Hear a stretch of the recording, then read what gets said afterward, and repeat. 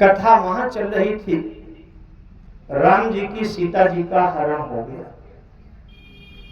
बंदरों को सीता की खोज के लिए भेजा गया और बंदर तो समुद्र पार करके उस पार पहुंचने में असमर्थ हैं, लेकिन हनुमान जी महाराज को जामवंत जी ने प्रेरित करके उत्तेजित किया और हनुमान जी लंका जाने के लिए तैयार। हनुमान जी जब लंका गए तो लंका को 2 बार देखा।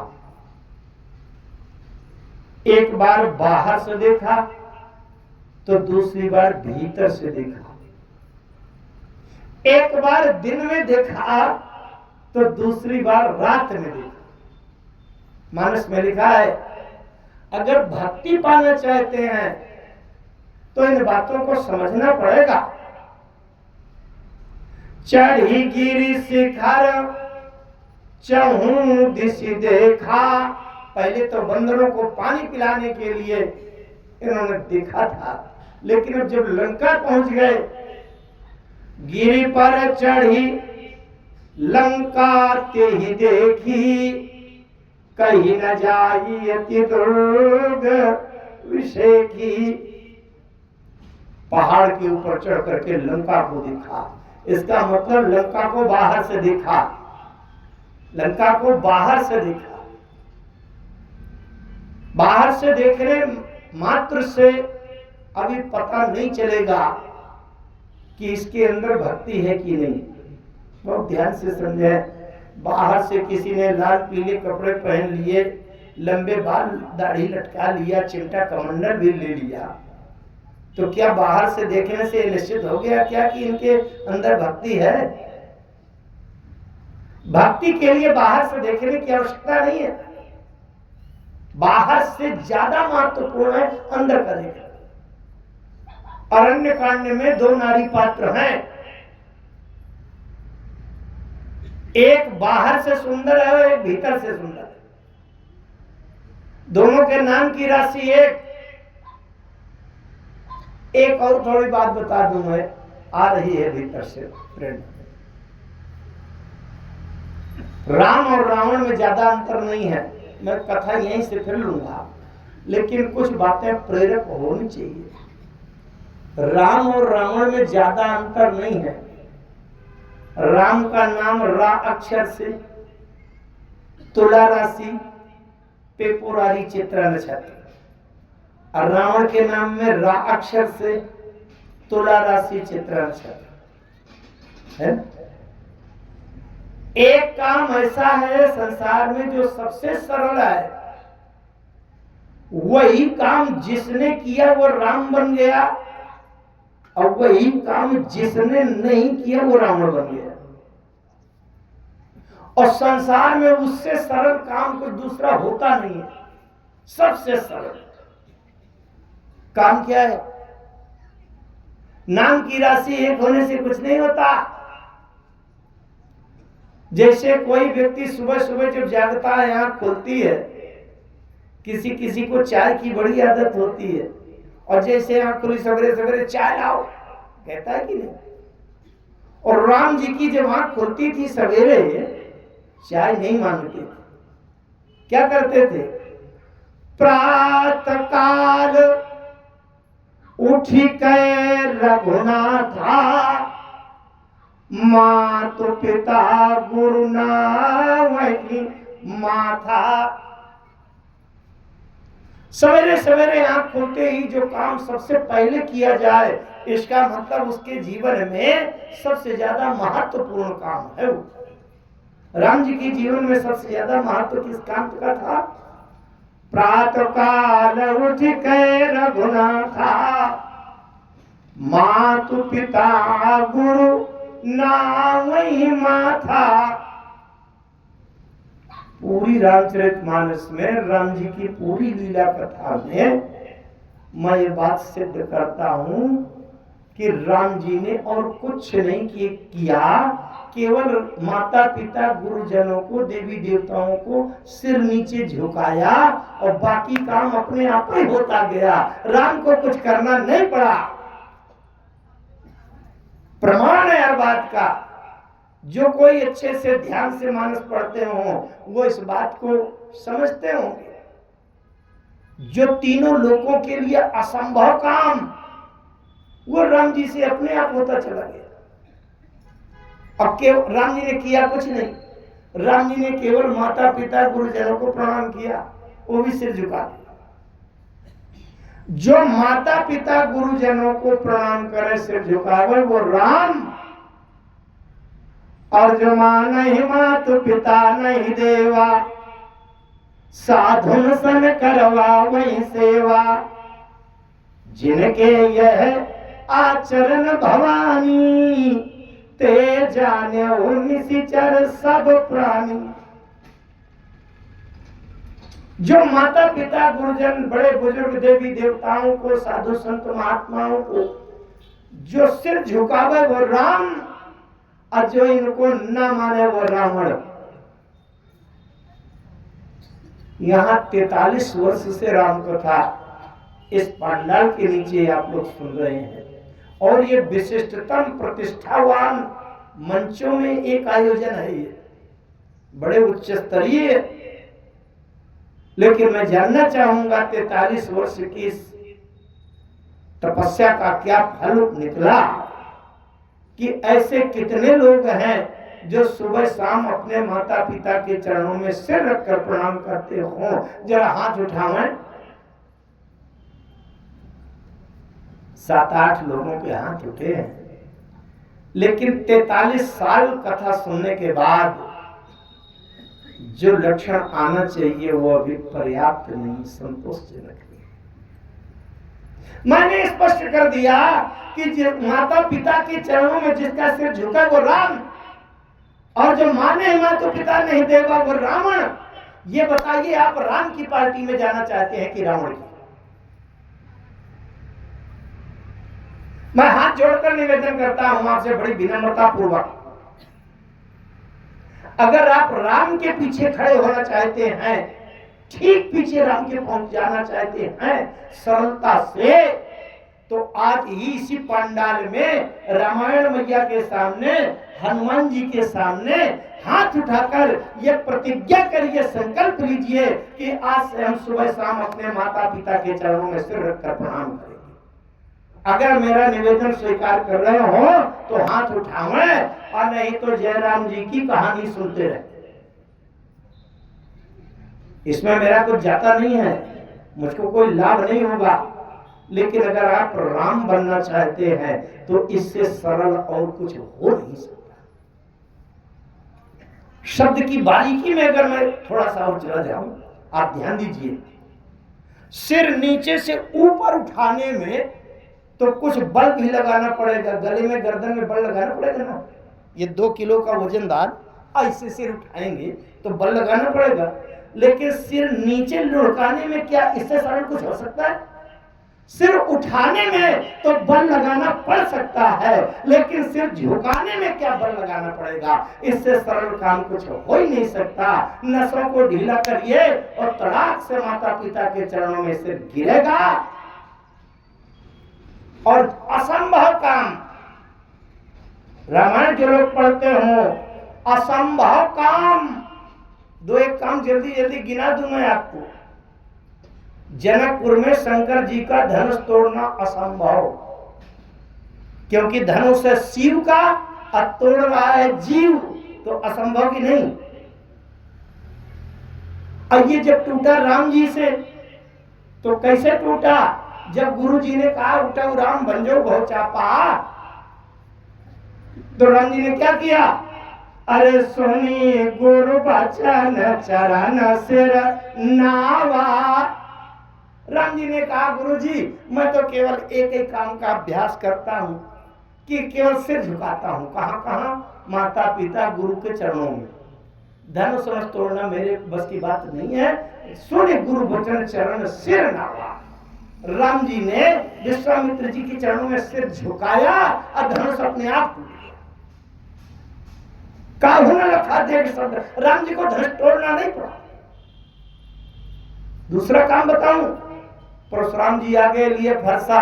इस धरती में, सृष्टि में परशुराम जी के सामने युद्ध करके कोई जीत गया हो, ऐसा कोई हुए नहीं आज तक। और राम जी को ललकार दिया। श्री राम। मैं बात कर रहा था, परशुराम जी जिसको ललकार में लड़ने के लिए इस धरती में, सृष्टि में कोई ऐसा नहीं था जो सामने साहस कर सके। परशुराम जी ने राम जी को ललकारा और परशुराम जी को हराना असंभव। राम जी ने क्या किया? सब प्रकार हम तुम सनहारे, अमारत पापरिय तुम्हारे। राम जी ने सिर झुका दिया चरण में। और सिर झुकाने का परिणाम क्या हुआ कि परशुराम जी ने हार मान लिया। और विजय अंत में किसकी बताया? परशुराम जी ने स्वयं बताया, जय रघुवंश बनज बन बखनी। राम जी परशुराम जी के ऊपर कैसे विजय प्राप्त करते हैं? सिर झुका। अच्छा, रावण के सामने युद्ध की स्थिति आ गई।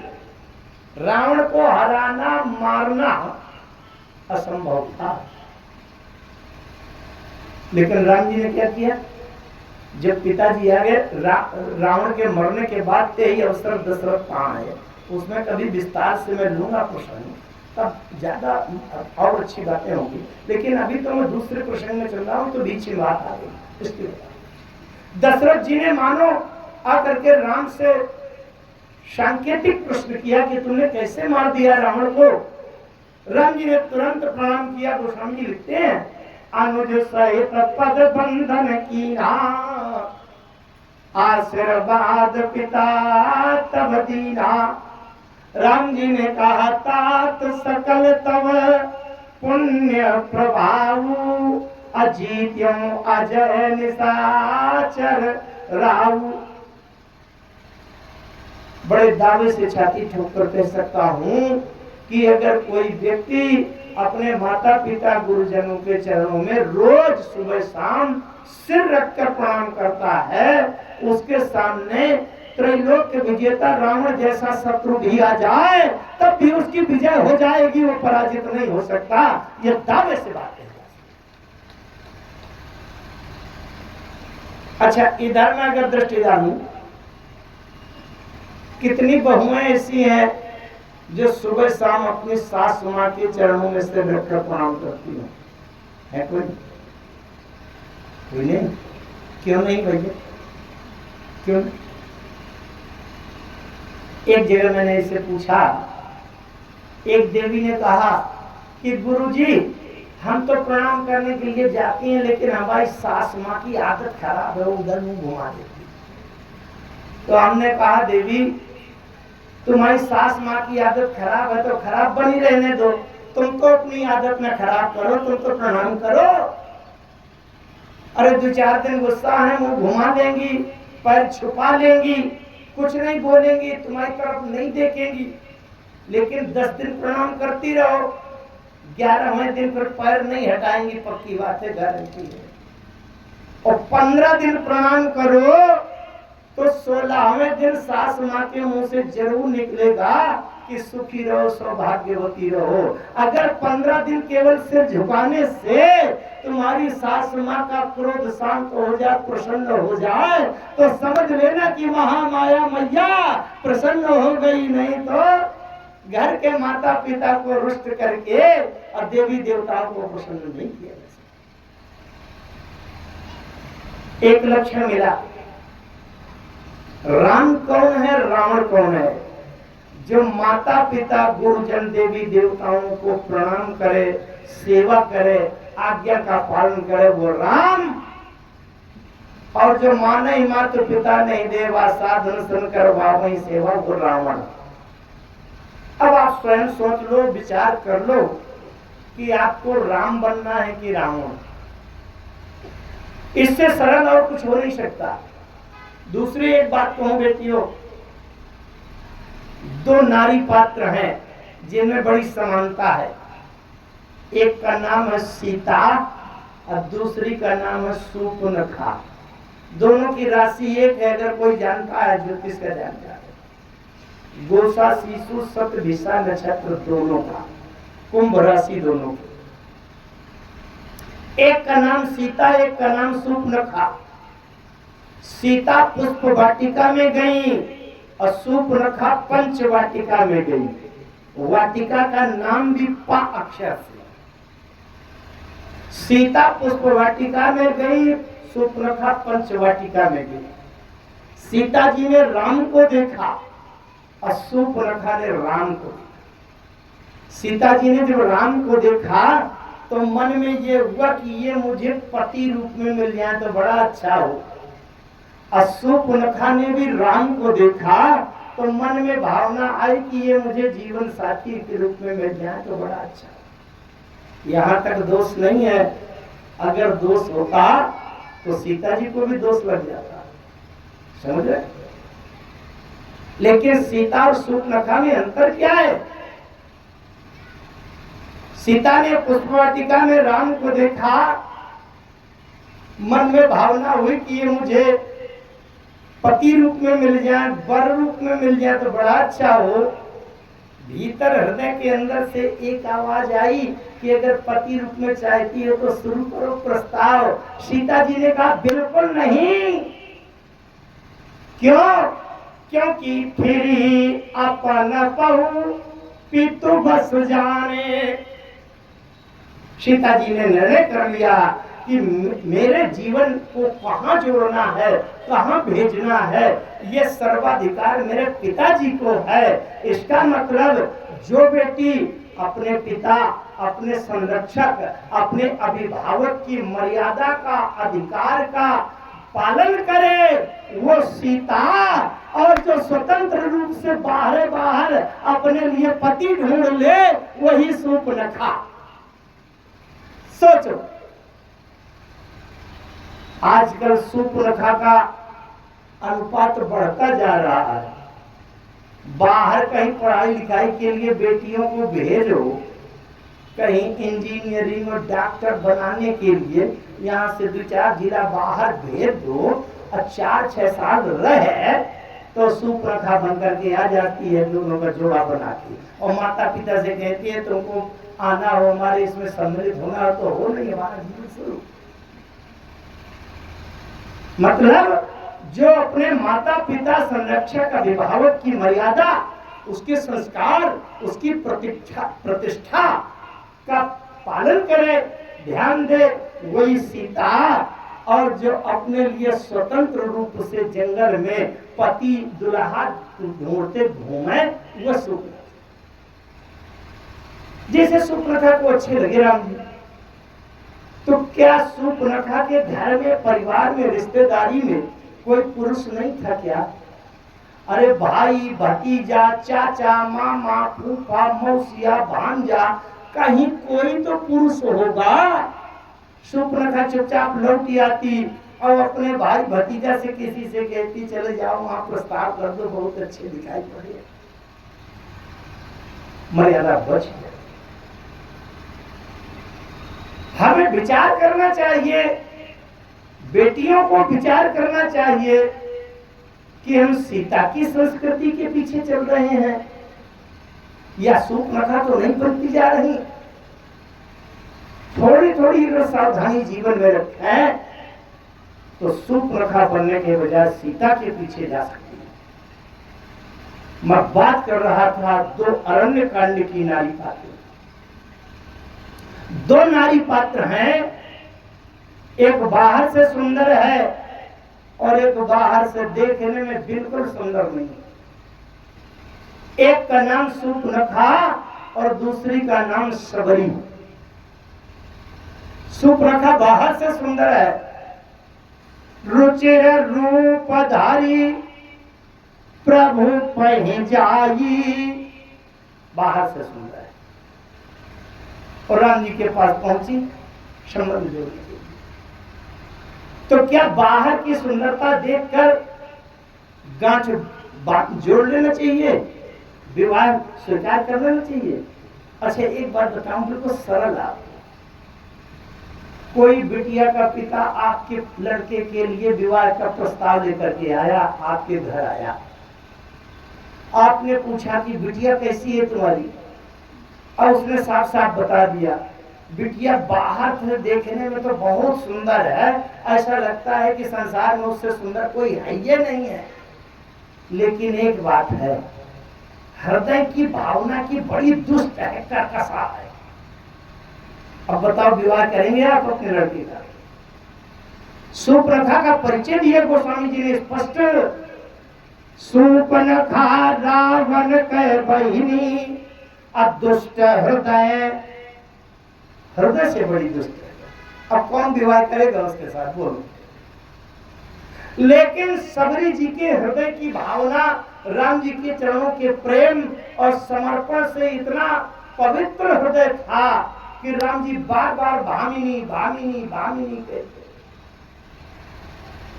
मैं इन प्रसंगों पर विस्तार नहीं कर रहा, मैं चलूंगा वहीं। एक बाहर से सुंदर है और दूसरी हृदय के भीतर से सुंदर है। नहीं, शबरी की उम्र 10,000 वर्ष से ज्यादा की थी। 10,000 वर्ष की अवस्था में खाल सिकुड़ गई, आंखों की दृष्टि कमजोर हो गई, बाल सफेद हो गए, मुंह के दांत गायब हो गए, कौन सुंदरी कहेगा? लेकिन राम जी बार बार भामिनी भामिनी भामिनी कहते। क्यों? क्योंकि राम जी बाहर के रूप की, चमड़ी की, बाहर की सुंदरता नहीं देखते, राम जी तो हृदय की भावना को देखते हैं। सबरी से ज्यादा पवित्र हृदय वाला कौन मिलेगा? इसलिए राम जी ने भामिनी भामिनी भामिनी का प्रयोग किया, संबोधन किया। जहां भक्ति की बात है भैया, वहां बाहर के वेशभूषा सुंदरता का महत्व कम, लेकिन भीतर की पवित्रता ज्यादा महत्वपूर्ण। हनुमान जी ने लंका को 2 बार देखा, मैं बात वहां कर रहा। एक बार लंका को बाहर से देखा, गिरी पर चढ़ी लंका ते ही देखी, पहाड़ के ऊपर लंका को कहीं न जाई अति दुर्ग विषेखी। लेकिन बाहर से देखने के बाद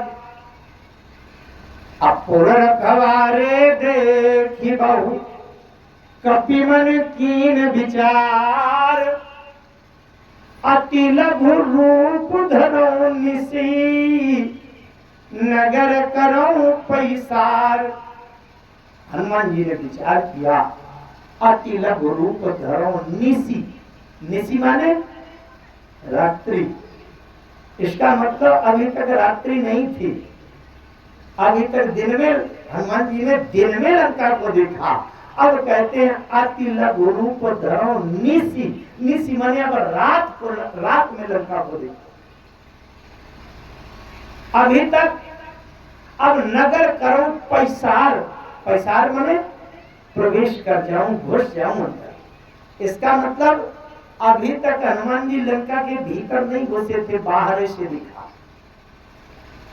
भक्ति का मामला है भैया, बाहर से देखा बहुत सुंदर दिखाई पड़ी, लेकिन बाहर की सुंदरता देख कर अगर हम ये मान लें कि यहाँ भक्ति है, तो ये तो बहुत बड़ा धोखा होगा। बड़ा तात्विक संकेत है इस क्रिया में। जैसे हम आप लोग दिन में और बाहर सभा में, समाज में कितने सुसभ्य, संस्कारित और बढ़िया सुंदर वेशभूषा, हर चीज, व्यवहार, बोली भाषा से बड़े अच्छे हैं कि नहीं? भाई एक दूसरे से मिल रहे, बढ़िया वस्त्र पहने, बहुत अच्छा वेशभूषा बनाए हैं, अच्छी बातें कर रहे हैं, और इतनी भीड़ में से ज्यादातर लोगों को आधी रात के बंद कमरे में कहीं से अगर नजर मार के देख लो, तो हो सकता है ऐसा कुछ दिखाई पड़ जाए कि दोबारा देखने की भी इच्छा ना हो, ऐसा घृणित भी भत्स रूप दिख जाए। भक्ति को जहां देखना है वहां केवल बाहर का सौंदर्य नहीं, अंदर देखना चाहिए, क्योंकि भक्ति का मामला है। बाहर के वेशभूषा सौंदर्य से भक्ति का कोई पता नहीं है कि भक्ति ही होगी, इसलिए अंदर देखना चाहिए। अच्छा, जैसे कोई विदेश यात्रा में जाता है तो जब लौट कर आता है तो तमाम संवाददाता उससे पूछा करते हैं कि क्या देखा आपने विदेश में। ऐसे हनुमान जी भी तो विदेश यात्रा में गए थे। अरे लंका विदेश है, लंका की यात्रा में गए और जब लंका से लौट करके आए तो हनुमान जी से पूछने वालों ने पूछा, महाराज आपने क्या देखा, लंका कैसी थी? हनुमान जी ने कहा, तीनों लोकों में सबसे सुंदर श्रेष्ठ रचना सुंदर भोग नगरी लंका। तीनों लोकों में भोगावती जैसे यही कुलवासा,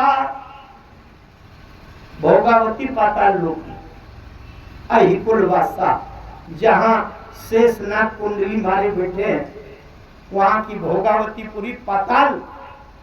और अमरावती जैसे शक्र निवासा, अमरावती माने इंद्र के रहने की, अमरावती माने स्वर्ग।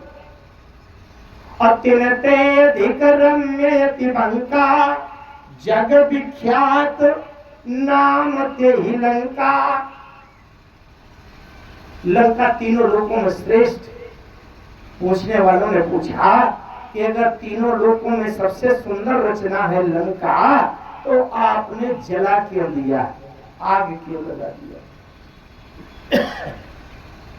अच्छा, आपके कहीं क्षेत्र में कोई पूरे संसार भर की सबसे सुंदर कोई रचना है तो उसको नष्ट नहीं करना चाहिए, क्योंकि बड़े गर्व की बात है कि पूरे विश्व में सबसे सुंदर रचना का उसको यश मिला।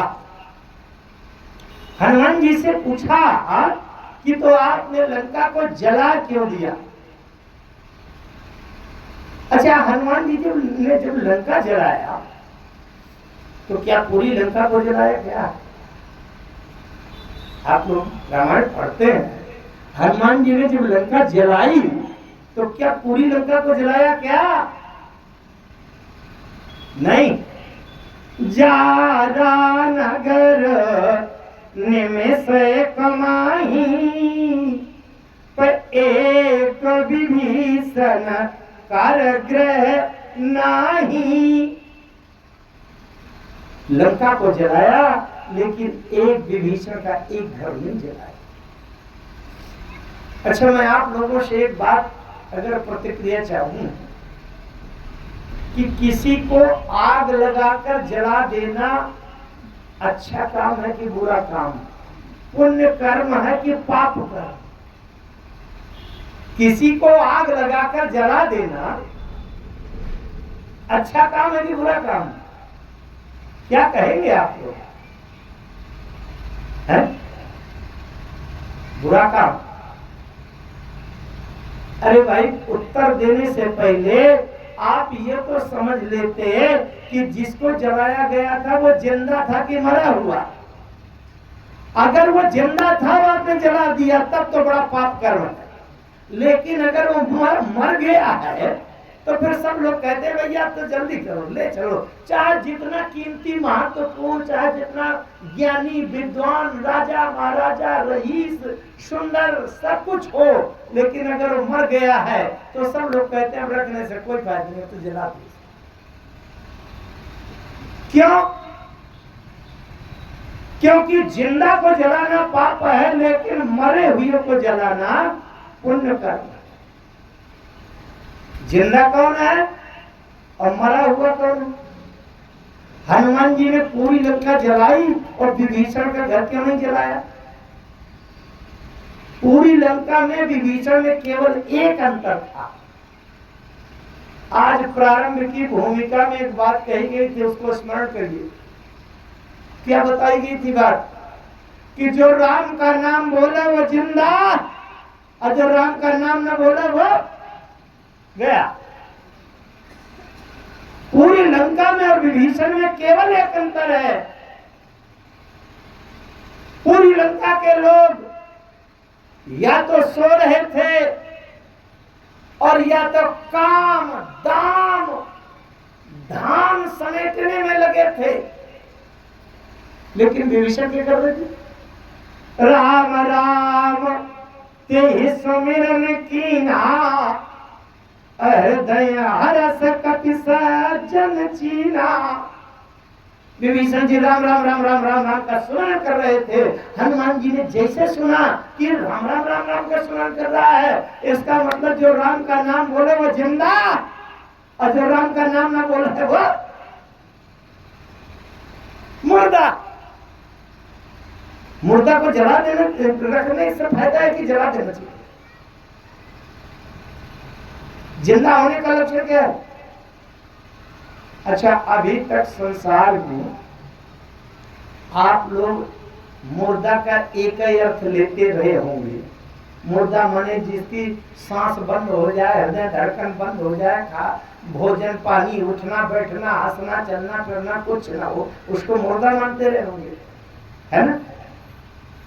लेकिन अब आज ध्यान से समझ लीजिए, मानस में बताया गया मुर्दा दो प्रकार के होते हैं। मुर्दा दो प्रकार के होते हैं। एक मुर्दा तो जिसको सब लोग तुरंत कह देते हैं मुर्दा। क्यों? क्योंकि वो बोलता नहीं है, हंसता नहीं है, उठता बोलता नहीं है, भोजन पानी नहीं करता, सांस नहीं चल रही, नसें नहीं, नाड़ी नहीं चल रही, हृदय नहीं चल रहा, वो मुर्दा। लेकिन एक मुर्दा और होता है। एक मुर्दा कौन होता है?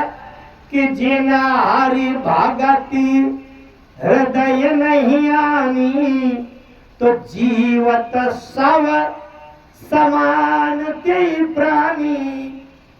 सौ माने मुर्दा। इसका मतलब मुर्दा दो प्रकार के होते हैं, एक जिंदा मुर्दा और एक मरा हुआ मुर्दा। जिंदा मुर्दा वो है कि जो भोजन खूब करे, रबड़ी मलाई रसमलाई रसगुल्ला काजू बादाम खाए, हंसे रोवे खिलखिलाए दौड़े भागे, हजारों लाखों करोड़ों का व्यापार करे, बड़ा चुनाव जीते, सब कुछ करे, लेकिन राम की भक्ति हृदय में न हो, तो मानस की भाषा में वो जिंदा रहते हुए भी मुर्दा है। जिन हरि भगति हृदय नहीं आनी और जीवत सब, ये जिंदा रहते हुए भी मुर्दा है।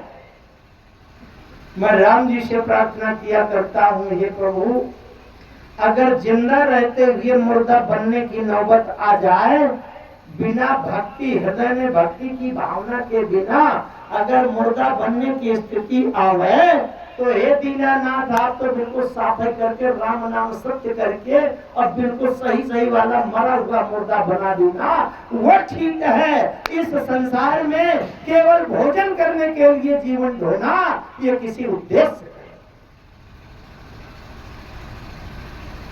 विभीषण जी का घर जलने से क्यों बच गया? केवल एक ही अंतर रहा, लंका में कोई राम का नाम नहीं ले रहा, लेकिन इतनी बड़ी लंका में विभीषण जी अकेले एक हैं कि जो रातों दिन राम राम राम राम का स्मरण कर रहे हैं। केवल राम राम के स्मरण भर से विभीषण जी का घर जलने से बच गया। जारा नगर निमेष एक माही, एक विभीषण कर ग्रह नहीं। अगर आप भी अपने घर को जलने से बचाना चाहते हैं तो राम राम राम राम का स्मरण। कथा तो आप बहुत सुने हैं, 43 साल से इसी मंच में कथा हो रही है। विनय पत्रिका एक ग्रंथ है गोस्वामी तुलसीदास जी का, जो लोग पढ़ते होंगे जानते होंगे। विनय